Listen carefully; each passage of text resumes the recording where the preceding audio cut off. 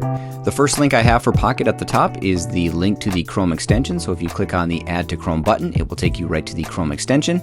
And right in here you can see, you can just add it to your Chrome extensions next to your Omnibox.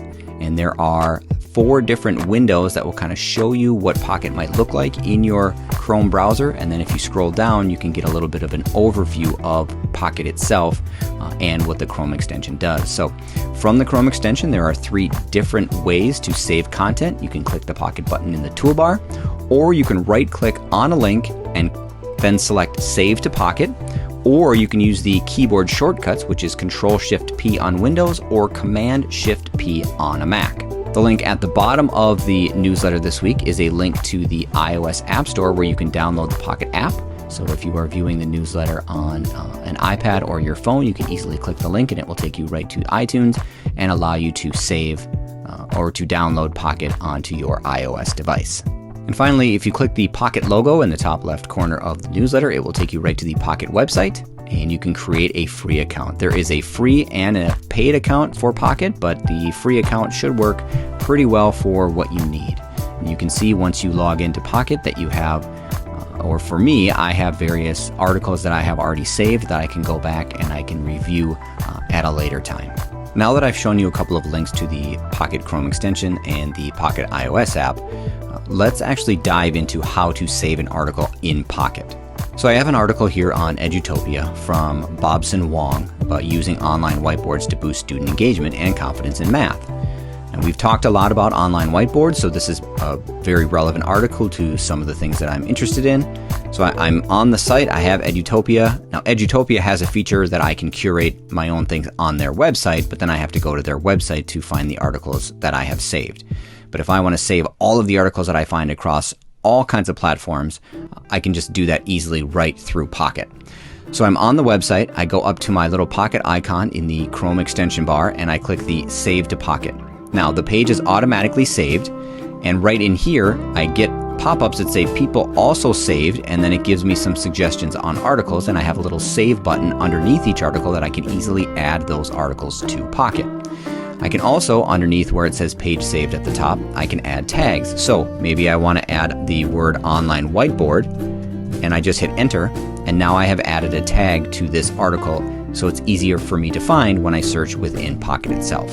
So now that I saved the article in Pocket through the Chrome extension, it also said when I was looking at the Chrome extension that I could save the Pocket by right-clicking on the article website. So let's show you that. If I right-click on the article, you can see that I can copy, I can print, but right here I can save to Pocket. So I click Save to Pocket. Again, it pops down from the extension in the Chrome extension bar up next to my Omnibox, and the page has been saved. After a few seconds, the page saved goes away if I decide I don't want to add a tag. Now let's go over into Pocket and show you what the article looks like. So now I'm in the Pocket dashboard, and you can see here is the dashboard of all of the other articles that I have saved in Pocket. And right in the top left corner, because they are dropped into Pocket based on when you save them, then it says right here, it comes from edutopia.org, talks about online whiteboards. Right underneath that, I have 4 options. I can favorite this by clicking the star. I can archive the article by just removing it from my dashboard and putting it into the archive folder. I can add more tags, or I can delete the article. If I go all the way over to the edge, I have the 3 ellipses there. I can open the menu. I can easily share out the article. So if I click share, I can share it on Facebook, Twitter, LinkedIn, Reddit. I can also put some comments in here. So if I decide to connect my Pocket with other friends that might be using the same platform, I can easily put pockets in here so when they look at my articles that I have saved, they can see some of the comments that I might have and that I'm recommending this article to my friend group. 2 other options under the ellipses is I can easily copy the link to the article, or I can click on View Original, and it will open up the article on the original website from which I saved it. So if I actually click on the article to go into the article, because now I've had the time to actually go back and read it and do a little bit of a deeper dive into it, I just click on the article and it brings up my article to read.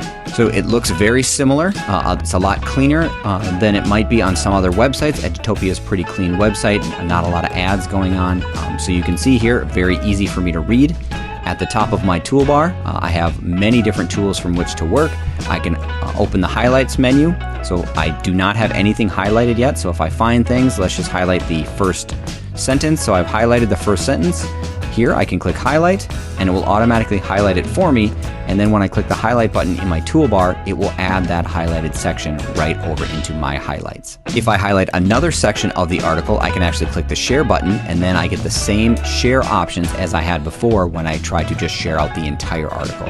So some nice little features in here if you're finding things that are very interesting that you want to share on social media or you want to share with other people through email or links or just add them to your highlights. Once you've added something specific in the article that you have highlighted, again, you can delete that highlight or you can share out the highlight the same way that we've talked about the sharing options through various social media or recommendations. If I click on the tag up next to the highlight, again, I can edit the tags there and tag stories faster than ever. Get tag suggestions with Pocket Premium. So if you do decide to sign up with Pocket Premium, you can actually get tag suggestions through Pocket Premium. I have the favorite article, so the star is there for me to do that. Again, I can archive the article, I can delete, and then I have the share article button again at the top of my toolbar. On the far right-hand side of my toolbar, I can open the display settings, so I can read it in light mode, in dark mode, or sepia mode, and then I can also increase the size of the font. That's it for the tools in Pocket and the online bookmarking features, but that's not the only feature within Pocket. So you can see here that when I log into Pocket, I'm brought to the dashboard of my list of articles that I've saved. However, along the toolbar at the top is highlighted My List, but just to the left of that is the Discover button. So if I click on the Discover button, now, based on things that I have read, Pocket will try to suggest articles that I might be interested in. And again, as you start to use Pocket more often and save more articles, it will start to curate more articles for you. You can also click on some of these discovery topics as you scroll down into Pocket. So you can look at things for education, for entertainment, for politics, parenting, health and fitness. And then if you like these articles as you're reading through, again, there's just an easy, nice save button to click underneath the articles to add them to your dashboard and your list. That's it for this episode of the Ed Newsstand Podcast. I really appreciate you listening to the podcast or watching the video version on YouTube because I know your time is valuable. Please check out the resources in this week's newsletter from Pocket.com and Instapaper.com. For more EdTech resources, you can follow me on social media. You can find me on Twitter at ReynoldsTroy or on Instagram, TikTok, and Pinterest at ednewsstand. If you're listening on any podcast platform and would like to hear more, like and subscribe to receive updates and have any new episode automatically downloaded for you. You can also revisit my previous episodes on any major podcasting platform like Spotify, Anchor.fm, Apple Podcasts, iHeartRadio, or Google Podcasts. If you're watching the video version on YouTube and would like to see more, please like and subscribe to receive updates anytime I post a new video to my channel.